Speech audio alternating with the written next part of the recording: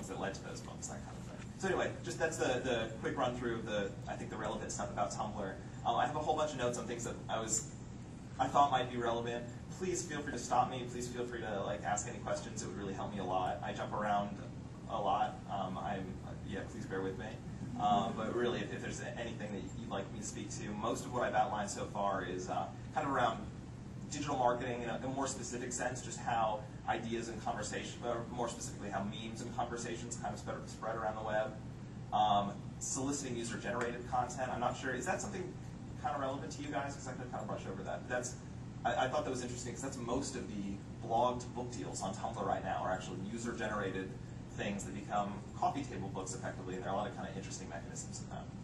And the last one. So what are the publishing deals? Publishing deals are from your bloggers who have Yes, gotten deals? we've been pretty much out of that picture now. We help promote them and we've helped connect anybody where we've been able to, but a lot of these guys are really savvy and they're doing the homework on their own.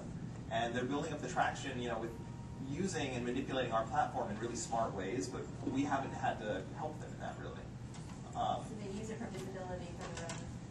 They use a lot of the kind of endemic functionality, and so I can jump right in. The most recent example is "This is why you're fat." I don't know if any of you guys have looked at this recently, but yeah. Oh yeah.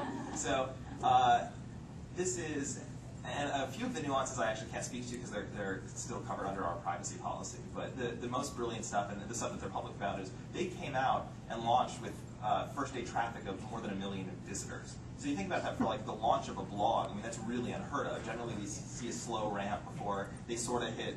It's not a tipping point. It's like they'll get their first, coverage either on something like Dig or Reddit, or another more prominent blogger will link to them. No, these guys just came out in full force, launched first a digital marketing campaign that was absolutely brilliantly executed, where it just sent wakes through the blogosphere, through every link site on the web, through every Dig, through every Reddit, through every StumbleUpon, and turned that into something much bigger very quickly. They turned that into something that was suddenly being written about in newspapers, something that journalists were seriously intrigued by, and something that I think caught the attention of you guys, that kind of thing. But yeah, I'll describe real quick just what they did exactly, and how other people have been able to replicate that. And this is something that whenever people come to us and go, I have this great idea, I don't necessarily have the resources, or want to turn this into something that's bigger than me. This is the general direction that we give them.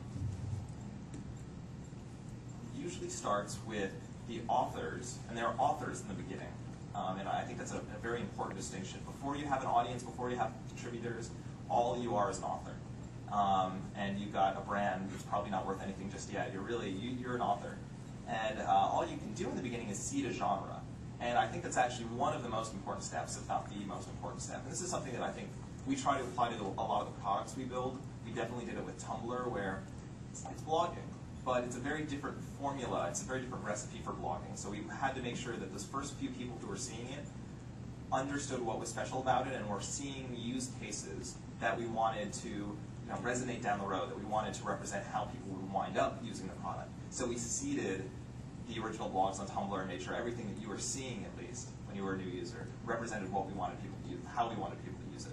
Same thing on a content channel. Same kind of thing on This Is Why You're Fat, where the first step is see the kind of content that you want, the next 1,000 posts on this blog to look like. And that's exactly what they did. They went out and they did the digging. In this case, they weren't creating original content, so they were just going out and digging up anything that they thought was relevant, and they found the best stuff. And they used Tumblr's queue feature to literally queue it up, so every 15 minutes a new, horrible, disgusting, bacon casserole cake would pop up. And they just queued up the very best ones, best ones first, and then slowed down the frequency that the stuff would be pushed out.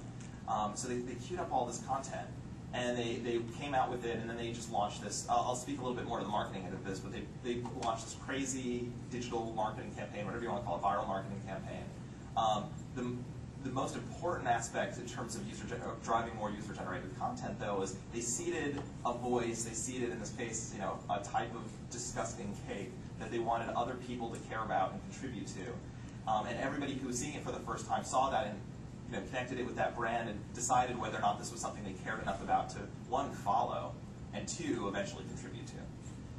What they actually found was there were enough people seeing it that even if it was a small percentage of those people who actually said, oh man, I have a photo that would go perfectly here, or this is something I care about enough too that I'm going to go and dig up my own disgusting, this is why you're fat photos.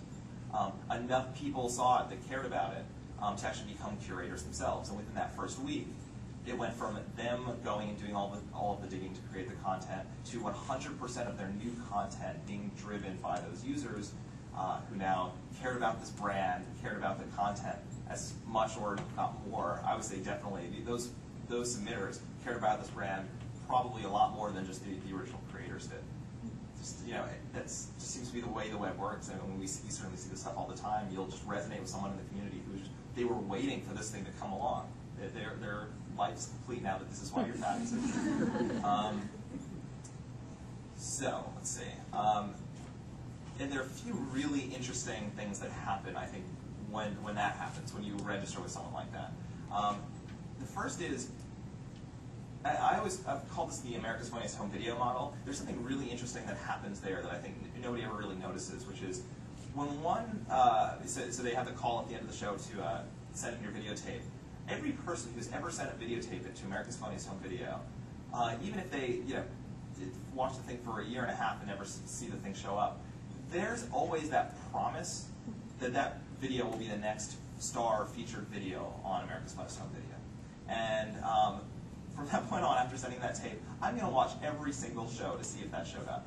And for the first few weeks, just because it feels like, oh man, my video is so good, I know I'm going to show up, I'm going to call everyone in my family, tell every one of my friends to watch all of those shows and make sure that if it comes on, they're going to see it. And if the thing does get featured, I am now like the strongest evangelist for this product in the world. Not that I wouldn't be anyway, but the fact that my thing was featured, that just means I love these guys. They've vindicated what I've done. And that's one more kind of thing we steer a lot of these brands or curated channels to do, which is apply themselves as a really vindicating brand to the people that care about them and people all over the web who haven't even heard of them yet. And one of the easier ways to do that is just invent at least this is one of the ways we've seen people do this. Invent a channel that's just so niche, so specific, that nobody would argue with. As an example, a few years ago we created the original cartoon podcast. So it was just a weekly cartoon show online where we featured independent animation from just any cute YouTube video we found, any neat animation blog we found. And because we were the original cartoon podcast, like nobody could really argue with that, and we spun the brand so it felt really, really legit. So when we would go around to these guys, pull their videos and feature them, putting our bumps in between them and putting our logo at the beginning and end of the video, these users were thrilled. We vindicated what they did. And what we wound up finding was as we rolled up more and more of those, and as we just built up a little bit more of what was perceived as like cachet and value in that brand, we were able to vindicate $500,000 CG films that advertising companies were spitting out. Like stuff that there are things that weren't otherwise really getting traction because they didn't have a place to go. All of a sudden, because we were that channel for them, where that CG film was the hottest looking shit on this animation channel that we created, these guys were thrilled and they were bragging about it to everyone. And we literally had people who were saying, featured at Sundance, featured on this thing called Channel Frederator. So they were literally like dumping our little robot logo on it and like drawing attention to the fact that they were featured here. And in a lot of ways, we were better than Sundance because they had a page that they could link to. They had tons of great reviews and comments on the page, just like all this cool stuff. And that vindication wound up being worth so much to these contributors. So yeah, that was a quick run through some of the user-generated content stuff.